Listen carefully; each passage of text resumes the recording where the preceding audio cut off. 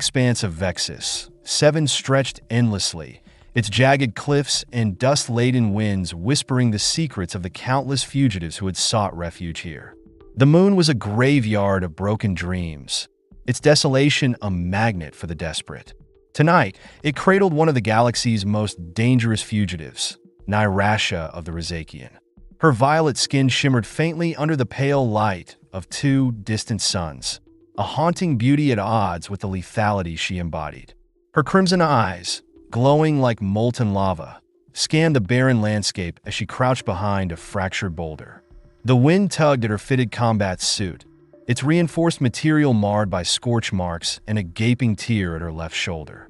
Blood seeped sluggishly from the wound, a dark, viscous hue unique to her species.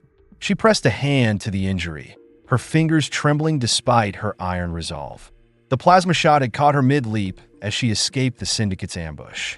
For the first time in years, she had miscalculated, and the penalty had been swift and cruel. Her enemies wouldn't stop until she was dead, or worse, captured. The faint hum of a patrol drone snapped her focus back to the present. She flattened herself against the boulder, her lithe frame melding seamlessly with the shadows. The drone's searchlight swept across the uneven terrain, flickering like an impatient predator. It lingered for a moment too long on her hiding spot before moving on. She exhaled quietly, the sound almost lost to the howling wind. Every muscle in her body screamed for rest. But Vexus 7 was no place to falter. The Syndicate's hunters had driven her here, knowing the moon's unforgiving terrain would do the work they couldn't. Yet Nyrasha wasn't like the others who had perished on this forsaken rock. She was Rizakian, a near-mythical race bred for war, feared for their unparalleled agility, precision, and endurance. She wasn't a soldier. She was a weapon, and the galaxy feared her as much as it sought to destroy her. Her gaze caught a flicker of light in the distance. Heat signatures confirmed a structure, primitive, human. Relief mingled with wariness as she rose to her feet, one hand gripping the hilt of her blade. Her weapon, curved and serrated, seemed to pulse with the fury of its owner, a relic from her training that had seen countless enemies fall. She sheathed it and began her descent toward the light. The homestead emerged as she crossed the final ridge, a squat, weathered structure built of reinforced metal panels. Solar collectors sprouted haphazardly from the roof, their surfaces scratched by the relentless storms. Warm yellow light spilled from the windows, a stark contrast to the moon's cold expanse. Her helmet's HUD confirmed a single life form inside. Male. Human. She reached the door and hesitated. Her instinct screamed to keep moving, to avoid unnecessary entanglements. But her wound throbbed with urgency, her vision threatening to blur. Survival demanded risk. She rapped sharply on the metal door. A beat passed, then another. Just as she prepared to force her way inside, the door slid open with a faint hiss. The man standing in the frame was unremarkable by human standards. Tall, broad-shouldered, with sun-weathered skin and a patchy beard that framed a sharp jawline. His dark eyes studied her with a mixture of curiosity and caution. He wore a fitted utility jacket over a simple shirt, its fabric fraying at the seams. A tool belt hung loosely around his hips, suggesting a life of labor rather than luxury. He didn't flinch at the sight of her violet skin or glowing eyes. Instead, his gaze traveled to the blood staining her side. "You don't look like you're here to borrow sugar," he said, his voice calm but firm. Nyrasha swayed, gripping the doorframe for balance. "Help me," she rasped, her Rizakian accent thickening as exhaustion overtook her. Her hand hovered near the blade at her hip, a silent warning. The man's eyes flicked to her weapon, but he didn't retreat. "Help you," he repeated. "You're bleeding all over my doorstep." "I can pay," she muttered, though even as the words left her lips, she doubted their truth. She had credits stashed in a safe house light years away. Not here. "Not now." "Right," he said, stepping aside. "Let's get you patched up before you pass out and make my life harder." Nyrasha's legs gave way, and she stumbled forward. The man caught her, his grip firm but careful, as though he were handling a wounded animal. She blacked out before she could argue. She awoke to the scent of antiseptic and metal. Her head throbbed in protest as she sat up, her crimson eyes scanning her surroundings. The room was cramped and cluttered, its walls lined with shelves overflowing with tools, spare parts, and scraps of machinery. A single lamp cast a soft glow over the space, illuminating a table littered with half-finished devices. It was a mechanic's workshop, functional, unpolished, and utterly human. "You're awake," the man said. He sat a few feet away, a steaming mug in his hand. He leaned against the wall with an ease that suggested he wasn't afraid of her, or was too foolish to know he should be. "I was starting to think I'd wasted good supplies on you." Nirasha swung her legs off the cot, testing her balance.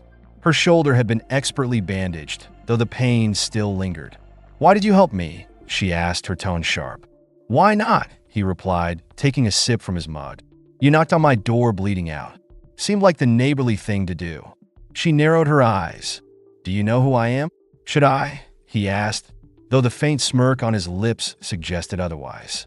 Her gaze hardened. "I'm Nirasha of the Rizakian. There's a bounty on my head large enough to buy this moon." "Yeah, I figured," he said, setting the mug down. "Your face is plastered all over the galactic network. I'm Alvin, by the way. And before you ask, no, I'm not interested in collecting the reward." "Why not?" she pressed, her voice laced with suspicion. Alvin shrugged. "Not a fan of the syndicate. Besides, turning you in seems like a good way to end up dead. You're dangerous, right?" "Extremely." "Good," he said with a grin. "Then we're even. You don't kill me, and I don't hand you over."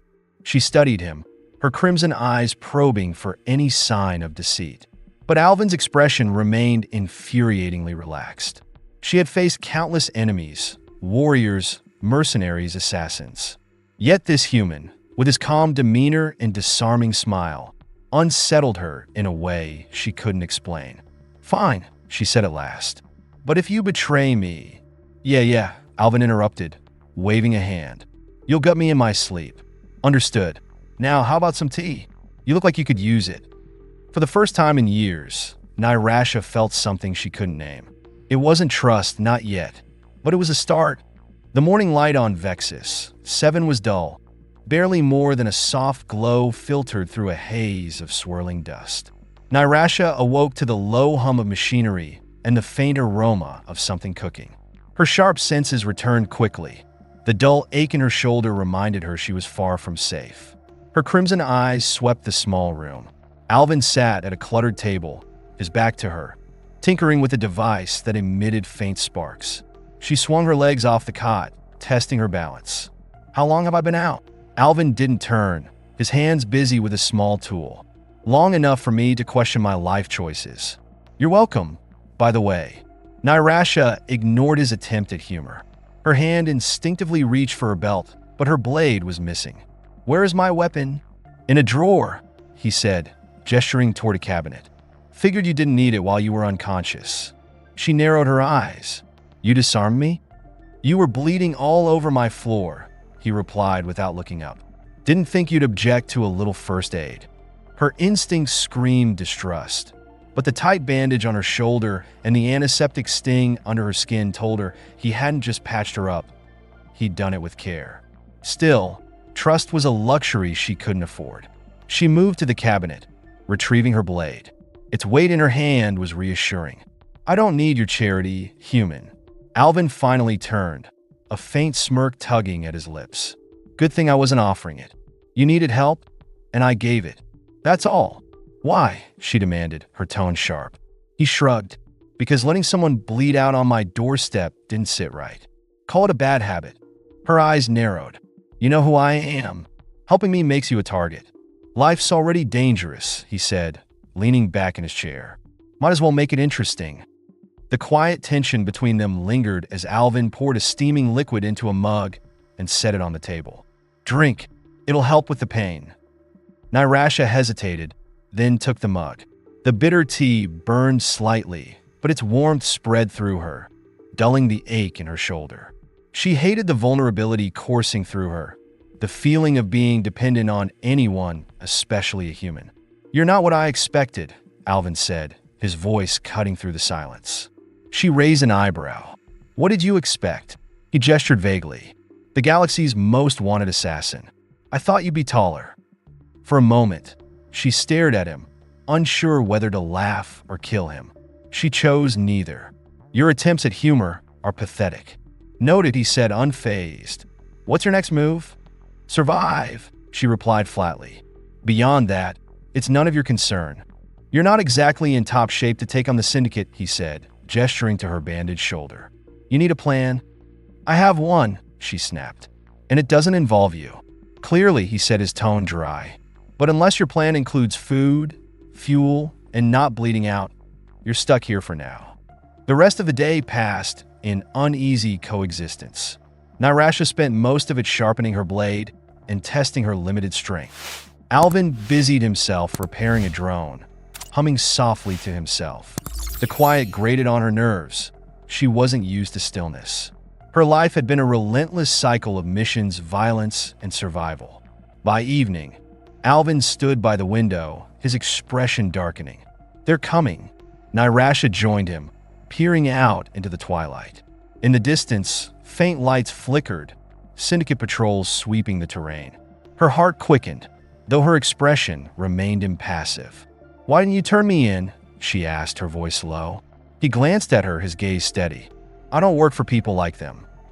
"Then who do you work for?" "Myself," he replied. "This colony is off the grid, and I aim to keep it that way." Nyrasha studied him, searching for deceit, but finding none. "You've dealt with them before." "Once," he admitted. "Didn't end well for them."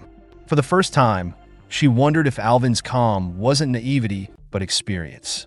"You're not just a mechanic." "No," he said, his voice quiet but firm. "But you don't get to know more than that." She nodded, accepting the answer.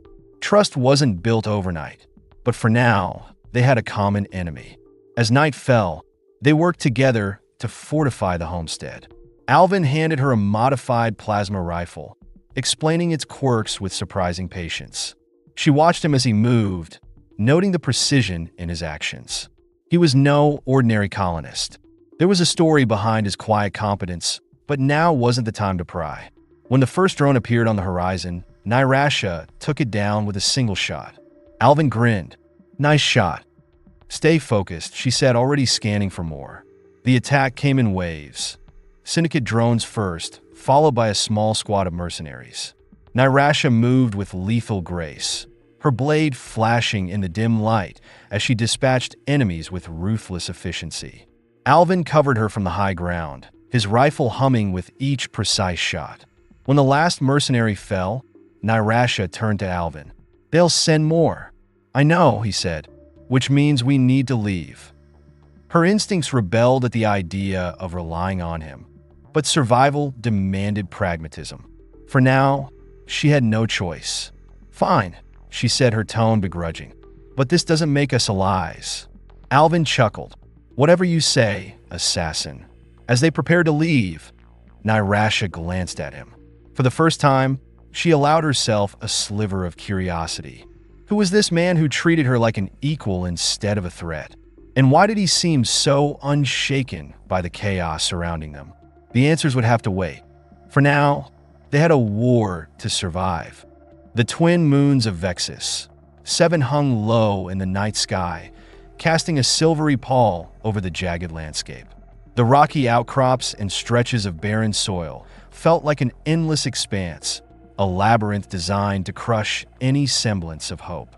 Nyrasha walked silently, her violet skin shimmering faintly in the moonlight. Each step sent a dull ache through her wounded shoulder, but she pushed forward. Survival left no room for weakness. Behind her, Alvin moved with a measured pace, his rifle slung across his back. His steady presence was a strange comfort, though she refused to admit it.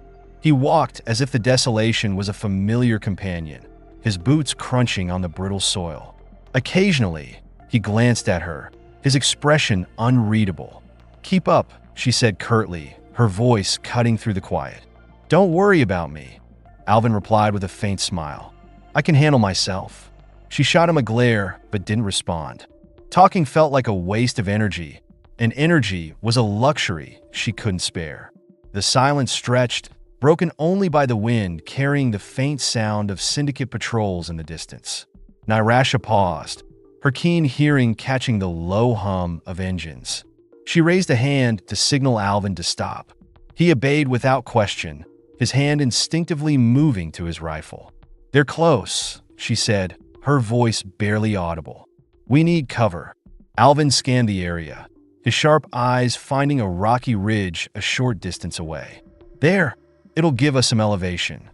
Nyrasha nodded, and together they made their way toward the outcrop. She moved like a shadow, her every step calculated and silent. Alvin followed, less graceful but equally deliberate. The ridge provided a vantage point over the open terrain, and they crouched behind a cluster of jagged rocks. "They won't stop," Alvin said quietly. "They'll keep coming until you're either dead or in chains." "I'm aware," Nyrasha replied. Her crimson eyes glinted with determination. "That's why they won't find us. And if they do, then they'll regret it." Alvin chuckled softly, though there was no humor in the sound. "You're confident. I'll give you that." The first patrol appeared just before dawn, a single drone skimming the surface of the terrain.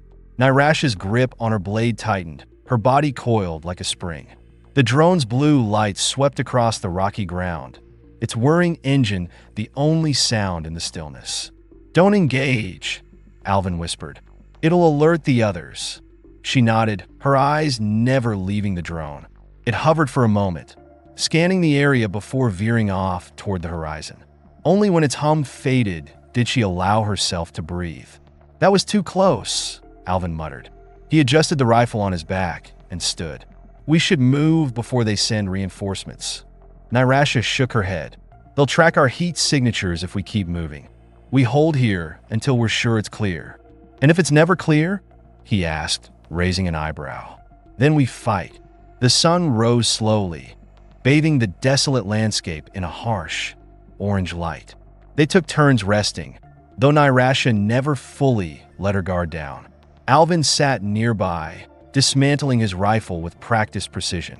She watched him out of the corner of her eye, curious despite herself. "You're too skilled to be just a mechanic," she said finally. He glanced at her, his hands still working on the rifle. "Who said I was just a mechanic?" "You did." He smirked. "I said I live out here fixing things to survive. Never said that's all I am." "Then what are you?" she pressed. "A man who knows how to stay alive," he replied, his tone evasive. She frowned, but didn't push further. Trust was a currency she couldn't afford to spend, and Alvin's answers only deepened her wariness. The syndicate arrived at midday, their transports kicking up clouds of dust as they landed in the distance. Nyrasha and Alvin watched from their perch, the tension between them palpable. "Two transports," Alvin said, peering through his binoculars. "Looks like 20 men, give or take. Standard mercenaries," Nyrasha said, her voice cold. "They'll be poorly trained but heavily armed." He nodded. "What's the plan?" "You stay here," she said. "I'll take them out." He snorted. "Yeah, that's not happening." She turned to him, her eyes blazing. "You'll only get in my way. And you'll get yourself killed without someone covering you," he shot back. "Face it, assassin, you're stuck with me." She glared at him, but he didn't flinch. For a moment, neither of them moved. Then she sighed, the tension in her shoulders easing slightly. "Fine, but if you slow me down, you'll gut me in my sleep." "Got it," he said with a grin. The battle was swift and brutal. Nyrasha moved like a specter, her blade slicing through the air with deadly precision. She struck from the shadows, taking out the first wave of mercenaries before they even realized she was there. Alvin provided cover from the ridge, his rifle picking off targets with unerring accuracy. A grenade landed near her, its shrill beep sending a surge of adrenaline through her veins. She kicked it away, diving behind a rock just as it exploded. The shockwave rattled her, but she pushed through, her movements relentless. "On your left!" Alvin shouted, his voice cutting through the chaos. She spun, her blade arcing through the air to dispatch the enemy creeping up on her. Blood sprayed across the dusty ground, but she didn't stop. There was no time for hesitation. The final mercenary fell with a gurgled scream, and the battlefield fell silent. Nyrasha stood in the center, her chest heaving. Blood, both hers and theirs, streaked her violet skin. Alvin climbed down from the ridge, his rifle slung over his shoulder. "You all right?" he asked, his tone lighter than the situation warranted. "Fine," she replied, though her voice was hoarse. He looked around at the carnage. "Well, that was efficient." She didn't respond, her gaze fixed on the horizon. The syndicate wouldn't stop. This was only the beginning.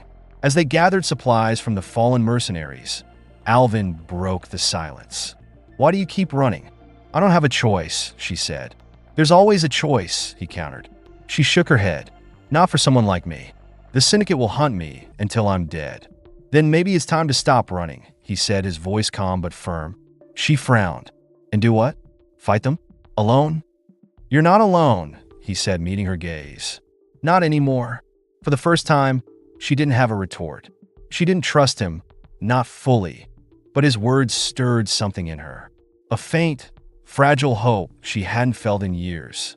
As they prepared to move again, she found herself glancing at him more often. Perhaps, against all odds, she had found an ally in this desolate place. Only time would tell if he was a blessing or a curse.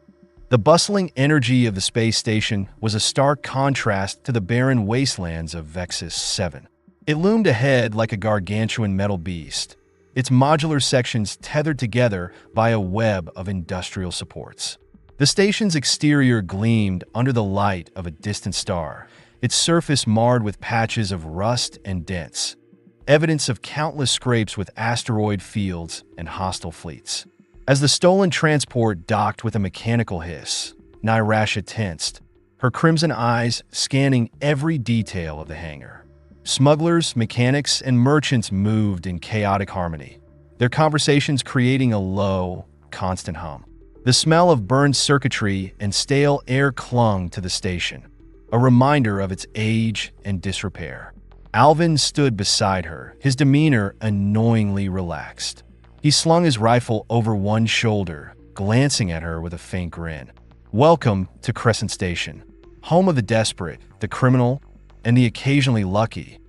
"Charming," Nyrasha replied, her voice sharp. "It grows on you," he said as he stepped off the transport ramp. "Just keep your hood up and your blade sheathed. These people are jumpy." "Jumpy people are easy to kill," she muttered, following him. "That's the spirit," he said, though his smile didn't reach his eyes. The hangar opened into a sprawling bazaar, its narrow corridors crammed with makeshift stalls and neon signs flickering in mismatched hues. Vendors shouted over one another, hawking wares that ranged from genuine alien relics to counterfeit data chips. The air was thick with the scent of fried protein cubes and chemical coolants. Nyrasha kept her head low, her hood casting a shadow over her violet skin.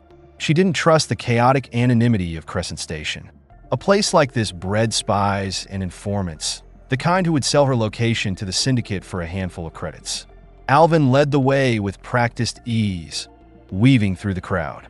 He moved like he belonged, his presence neither drawing attention nor inviting suspicion.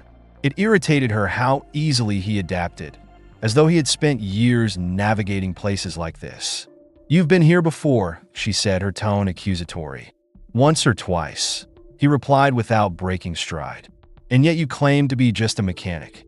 He glanced at her, his grin returning. "I never claimed to be boring."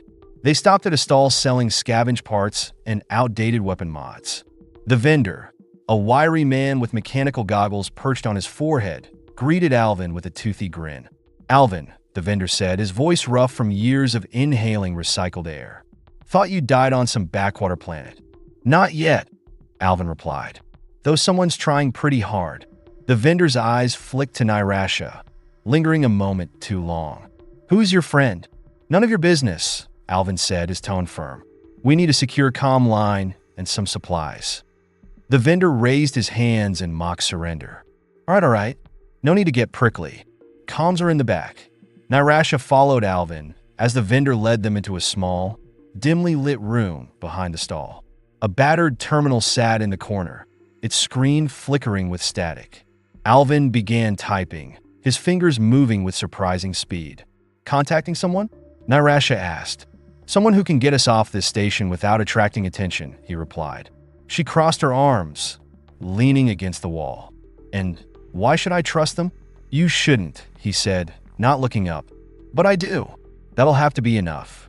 She scowled but stayed silent. Trusting anyone felt dangerous. Yet Alvin's confidence in his plan left her with few options. The comm connection crackled, and a voice filled the room, a woman's, smooth and authoritative.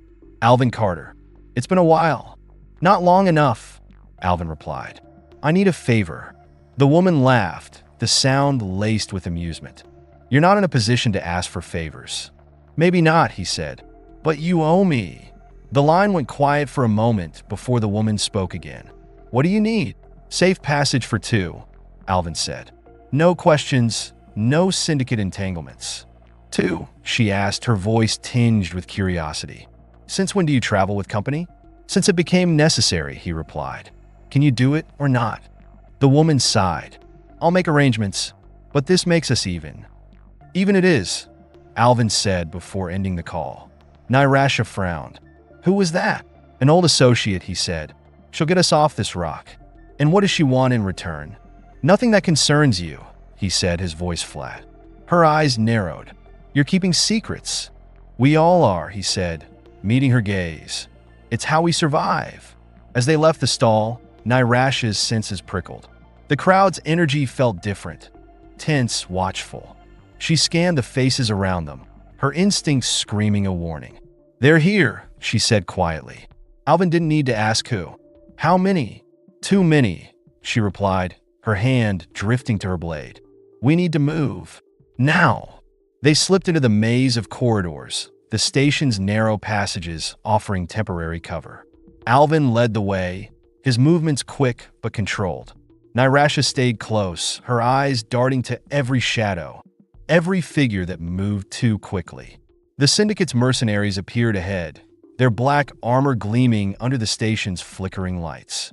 Alvin cursed under his breath, pulling Nyrasha into a side alley. They're blocking the main routes, he said. We'll have to go through the maintenance tunnels.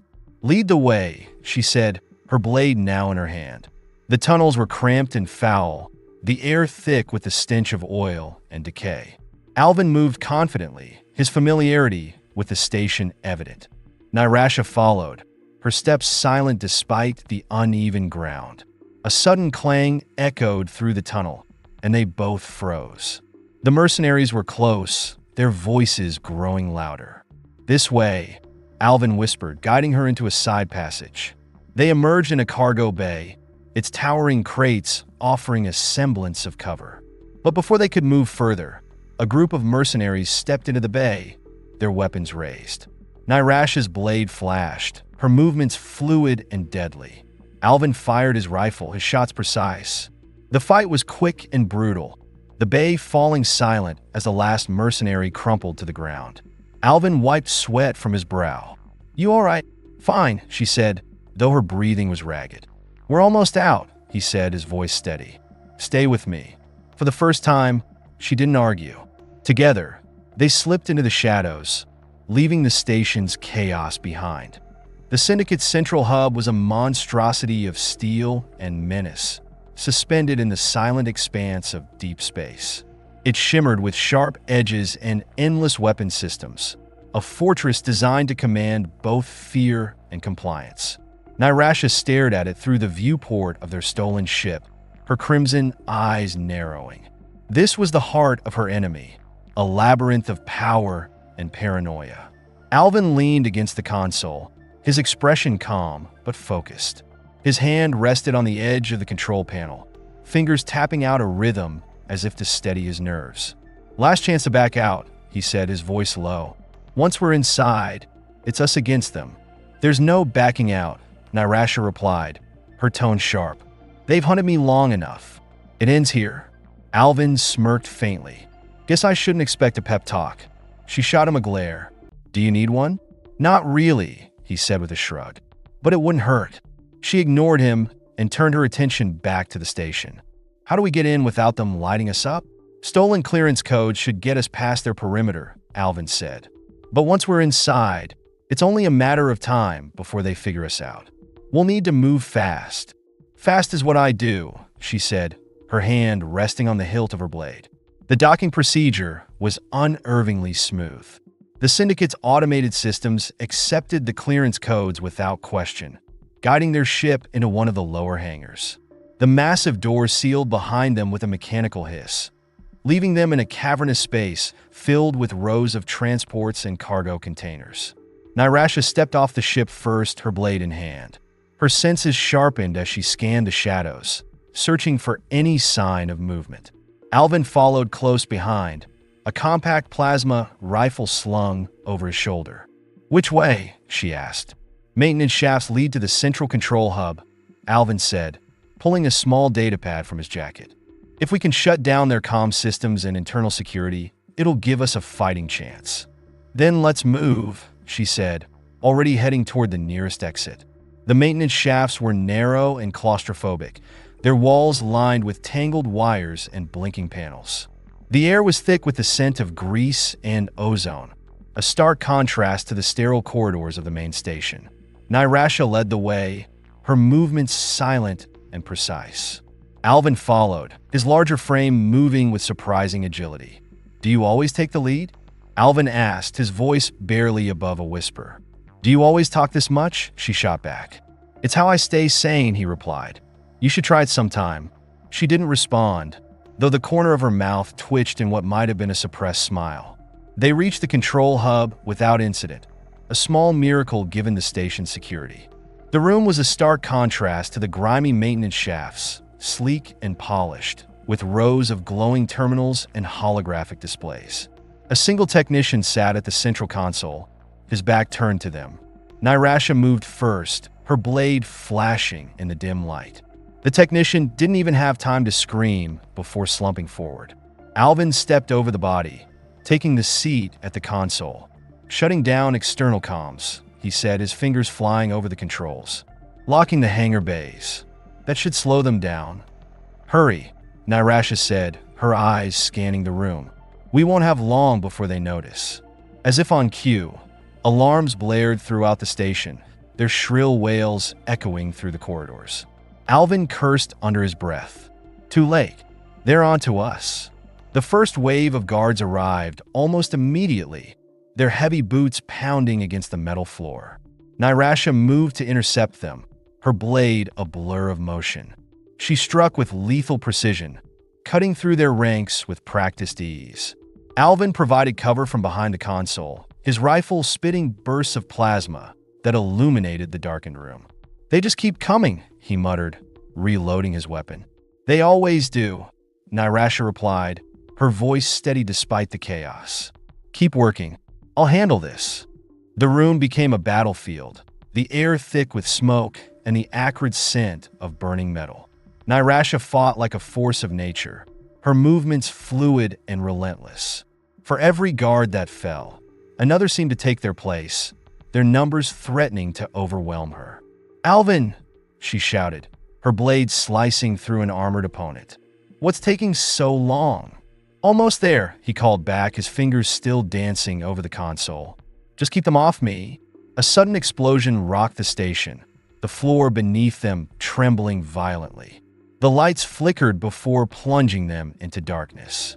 Emergency lighting bathed the room in a red glow, casting eerie shadows on the walls. "What the hell was that?"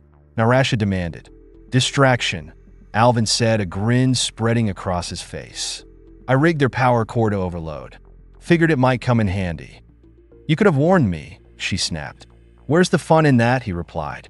The reinforcements hesitated, their confusion giving Nyrasha a brief reprieve. She used the moment to regroup, her crimson eyes blazing with determination. "We need to move," Alvin said, rising from the console. "The control hub's useless now. They'll have fallback systems." "Then we go for their command center," Nyrasha said. "We take out their leaders and this ends." "Bold plan," Alvin said. "I like it." The command center was heavily fortified, its massive doors sealed with thick, reinforced plating. Alvin worked quickly to bypass the locks, his focus unshakable despite the sound of approaching reinforcements. Nyrasha stood guard, her blade ready. The doors finally hissed open, revealing a cavernous chamber filled with towering displays and rows of consoles. At the center stood a figure draped in sleek black armor, their presence commanding and foreboding. "Nirasha," the figure said, their voice amplified by a modulator. "You've caused quite a mess." "I'm not done yet," she replied, stepping forward. The figure tilted their head slightly. "You always were difficult, but this ends here." The room erupted into chaos as the figure lunged toward Nirasha, their movements unnervingly fast. She met them head-on, her blade clashing against their energy staff in a shower of sparks. Alvin fired at the guards rushing into the room, his shots precise and unrelenting. The battle was fierce and unrelenting, the stakes higher than ever. Nirasha fought with everything she had, her mind focused on one goal: ending the Syndicate's reign. Each strike, each parry, carried the weight of years of pain and defiance. In the end, it wasn't just skill that won the fight. It was determination. As the figure fell, their armor shattered, revealing a face she hadn't expected. The shock was fleeting. There would be time for answers later. For now, the Syndicate was broken, and she had finally regained control of her destiny. The Syndicate's central hub was collapsing. Fires roared through its corridors, consuming walls and panels in cascading bursts of flame. Sparks rained from exposed wiring, and the steady groan of twisting metal filled the air. Nirasha stood at the center of the command room, her chest heaving. Her blade hung loosely in her hand, its once bright surface streaked with blood. At her feet lay the Syndicate's leader, their shattered armor revealing a face she hadn't seen in years. The shock of recognition had frozen her for a moment, but not long enough for hesitation to cost her victory. The face belonged to Kale Trin, once a Rizakian warlord and mentor, now a tool of the Syndicate. "You betrayed us," Nirasha said, her voice low but steady. Kale Trin coughed weakly, his lips curling into a grim smile. "You can't betray what's already dead. The Rizakian people aren't dead," she snapped. "They're scattered, hunted, and you helped the Syndicate do it." Kale Trin's gaze hardened, his crimson eyes burning even as his strength ebbed. "You think destroying me will bring them back? The Syndicate is more than one man. You'll never be free of them." She raised her blade, the light catching its edge. "We'll see." The strike was swift, clean. Kale Trin fell silent, his lifeless body slumping to the floor. Nirasha exhaled, the weight of years pressing against her chest. He had been her last connection to the Rizakian legacy, twisted though it had become. Now, there was no one left to mourn. "Not to interrupt your dramatic moment," Alvin called from the doorway, his rifle slung over his shoulder. "But we're running out of time. This whole place is about to blow." Nirasha turned to him, her expression unreadable. "It's done." "Good," he said, motioning for her to follow. "Now, let's not die here." They moved quickly, navigating the collapsing station with a practiced efficiency. Alvin led the way, his familiarity with Syndicate architecture saving precious seconds as explosions echoed around them. Nirasha stayed close, her blade ready for any lingering threats. The hangar was in chaos, debris raining down as workers and guards scrambled to escape. Alvin spotted their stolen ship, still intact despite the carnage. He sprinted toward it, Nirasha on his heels. "Get us out of here," she ordered as the ship's ramp hissed open. "Working on it," Alvin replied, sliding into the pilot's seat. His hands flew across the controls, and the ship's engines roared to life. The vessel shuddered as it lifted off, the hangar disappearing beneath them in a haze of fire and smoke. The station detonated moments later, a blinding explosion ripping through the void. The shockwave rattled the ship, but Alvin steadied it, guiding them into the safety of open space. In the quiet that followed, Nirasha leaned against the bulkhead, her eyes fixed on the viewport. The remnants of the Syndicate's hub drifted in the distance, glowing embers against the endless black. "It's over," Alvin said, breaking the silence. "You did it." She shook her head. "It's never over. The Syndicate still exists, even if their leader is gone. Someone will step in to fill the void." "Maybe," he said, swiveling his chair to face her. but you've just made it a lot harder for them." She didn't respond, her gaze distant. For years, her life had been defined by running, by fighting. Now that she had struck a decisive blow, the weight of what came next loomed over her. "What now?" Alvin asked. She looked at him, her expression softening for the first time. "I don't know." He leaned back, studying her. "You've spent so long surviving that you forgot how to live." Her eyes narrowed. "Don't psychoanalyze me, human." "Too late," he said with a grin. "But seriously, you don't have to figure it all out right now. For once, you're not alone." His words caught her off guard, their sincerity cutting through the walls she had built around herself. She hated how much sense he made. The days that followed were quiet, the hum of the ship's engines a steady backdrop to their uneasy peace. Nairasha spent most of her time in the training bay, sharpening her blade or running combat simulations. Alvin worked on the ship, repairing the damage it had sustained during their escape. They didn't talk much, but the silence wasn't uncomfortable. It was a strange truce, a mutual understanding that words couldn't convey. One evening, Alvin found her in the cockpit, staring out at the stars. He approached cautiously, a steaming mug in his hand. "Tea," he said, holding it out to her. She accepted it without a word, the warmth a small comfort against the chill of space. For a while, they sat in silence, the stars stretching endlessly before them. "You know," Alvin said, breaking the quiet, "you could settle somewhere. Find a place to call home." She glanced at him, her expression unreadable. "Do you really think someone like me can have a home?" "Why not?" he asked. "You're not the person they tried to make you. You've proven that." She considered his words, the weight of them settling over her. The idea of a home felt foreign, almost impossible. But as she looked at Alvin, she wondered if it was something she could learn. Their journey continued, the Syndicate's shadow still lingering, but no longer looming. For the first time in years, Nairasha felt a flicker of something she hadn't dared to hope for: freedom.